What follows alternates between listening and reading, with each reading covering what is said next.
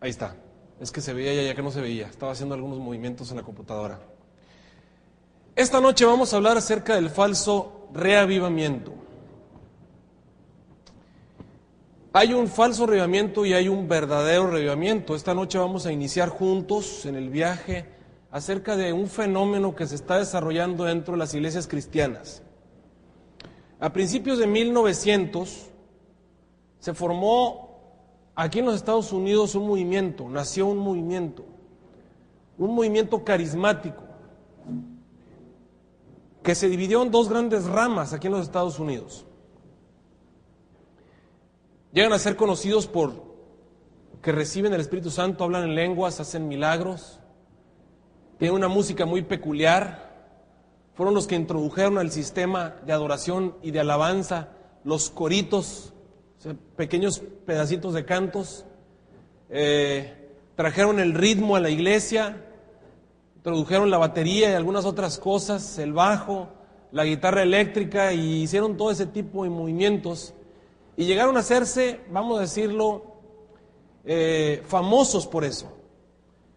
Cuando este movimiento recién llegó, las iglesias que venían de la Reforma, que eran las iglesias de antaño de aquí en los Estados Unidos, vamos a decir la iglesia anglicana, la bautista, metodista, presbiteriana, anabaptista, todas las iglesias que venían de la Reforma, rechazaron este movimiento, lo acusaron de espiritista y de una serie de cosas. Al paso del tiempo, aparentemente este movimiento perdió fuerza, pero no murió.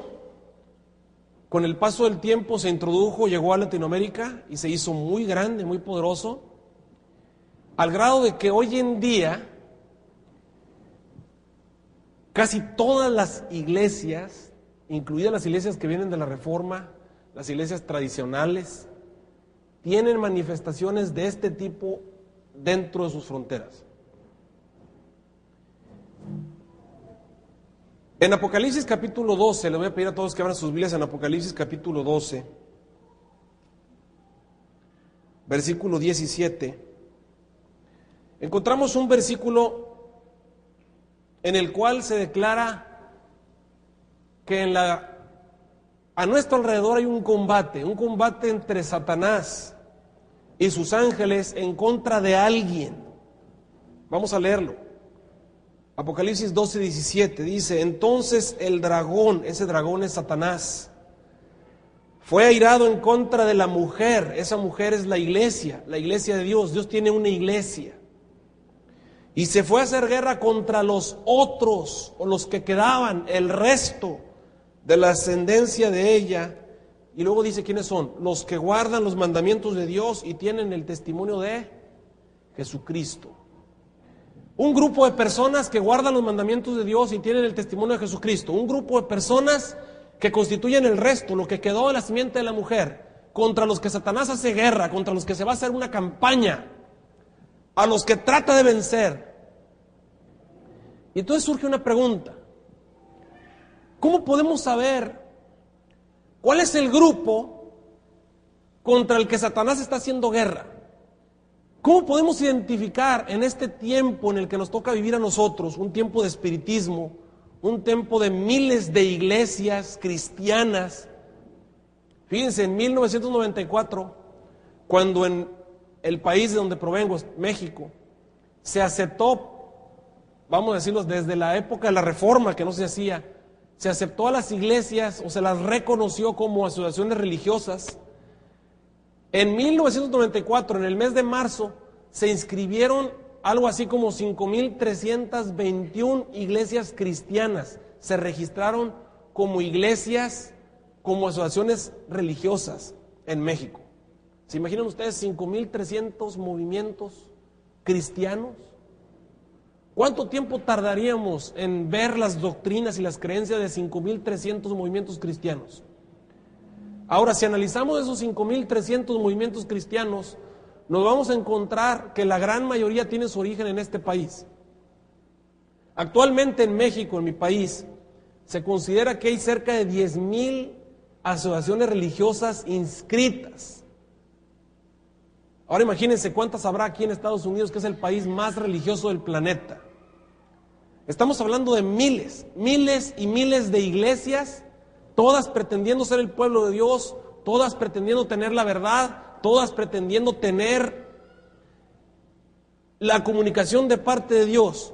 Todas y cada una de ellas presentan diferentes aspectos, a veces doctrinas pequeñitas que la hacen diferente de otras. Todas presentan a veces profetas, a veces movimientos increíbles, a veces milagros. ¿Cómo saber? ¿O es que todas son de Dios? ¿Saben qué? Hace poco cuando estábamos predicando por aquí en una iglesia en el Metroplex, un joven le comentó al que lo había invitado, le dijo, el pastor trae mucha información y nos trae muchas cosas y están tremendos sus sermones, pero él tiene un problema. El problema que él tiene es que él habla de una iglesia. Y a mí se me ha enseñado que cuando alguien enseña acerca de una iglesia ya está mal, porque tenemos que hablar del cristianismo.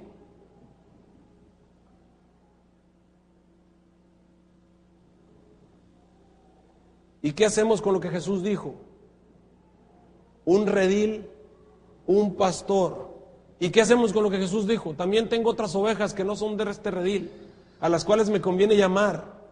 ¿Y qué hacemos con lo que dijo? Salid de ella, pueblo mío, para que no participéis de sus plagas, ni recibáis de sus pecados. Una iglesia. ¿Les gustaría a ustedes saber cuál es el pueblo de Dios? ¿Les gustaría a ustedes identificar al verdadero pueblo de Dios? Porque saben que ha habido un revivimiento entre estos movimientos. Y es más, el revivimiento ha ido demasiado lejos, yo podría decir.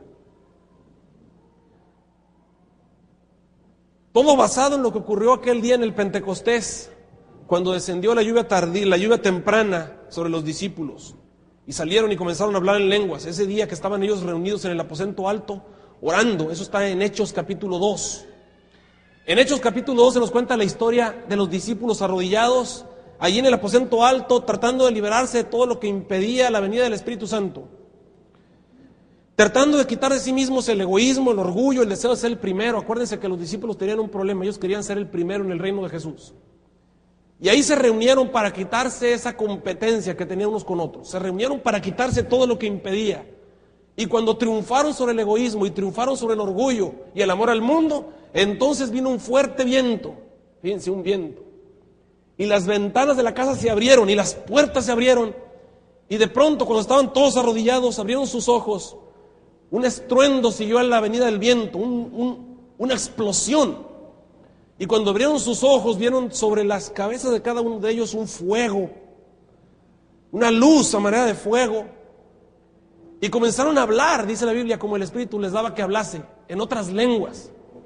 Salieron entonces a la calle y la gente de Jerusalén se había congregado porque era muy raro escuchar una explosión. En aquella época no había pólvora como para que escucharan una explosión, una detonación.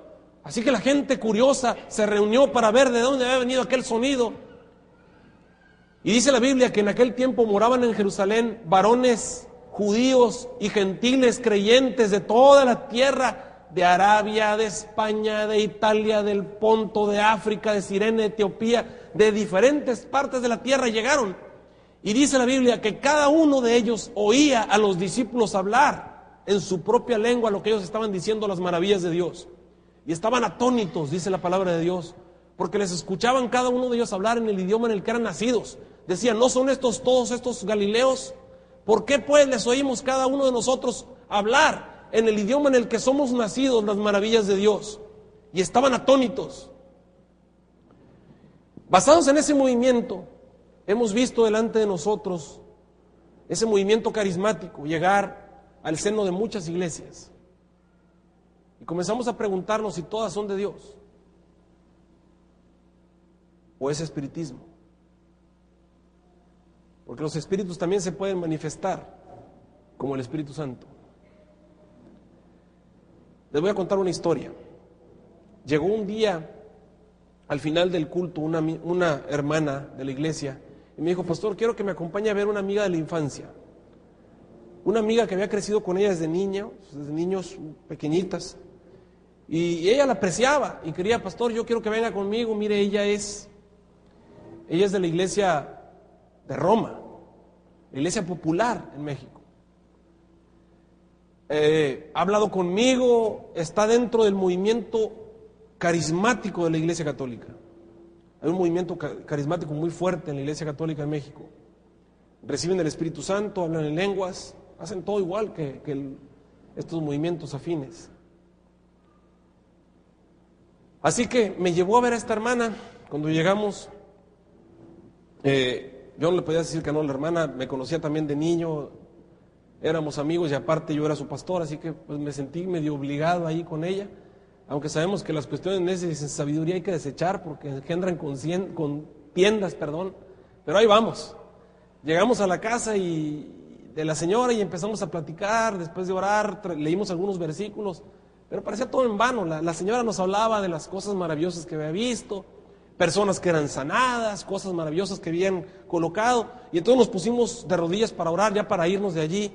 Y cuando estábamos a punto de orar, estábamos empezando, yo empecé a orar, la señora que estaba allí empezó a hablar en un lenguaje muy raro, un lenguaje, algo así como empezó a decir algo así.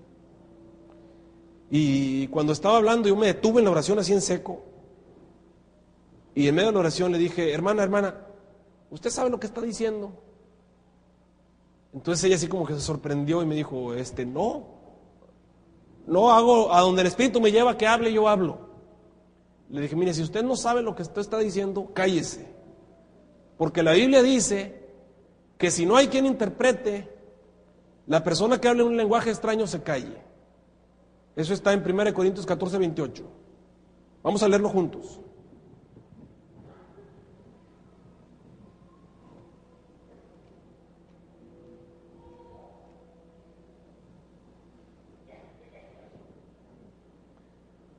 Primera de Corintios 14, 28 dice: y si no hubiera intérprete, ¿qué debe ser? Calle en la iglesia y hable a sí mismo y a Dios.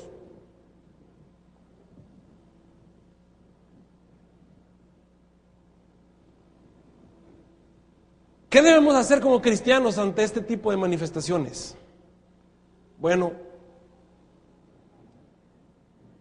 ahora voy a contarles otra historia acerca de esto que estamos viendo.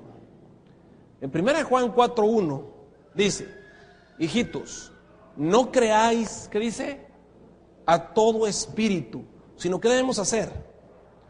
Probad a todo espíritu para saber si son de Dios, porque muchos falsos profetas, ¿qué dice? ¿Y saben por qué le leí este versículo? Porque esa señora, después de que le dije eso, me dijo: usted es un blasfemo. Y le dije: ¿por qué soy un blasfemo? Porque está impidiéndole al Espíritu Santo hacer su obra.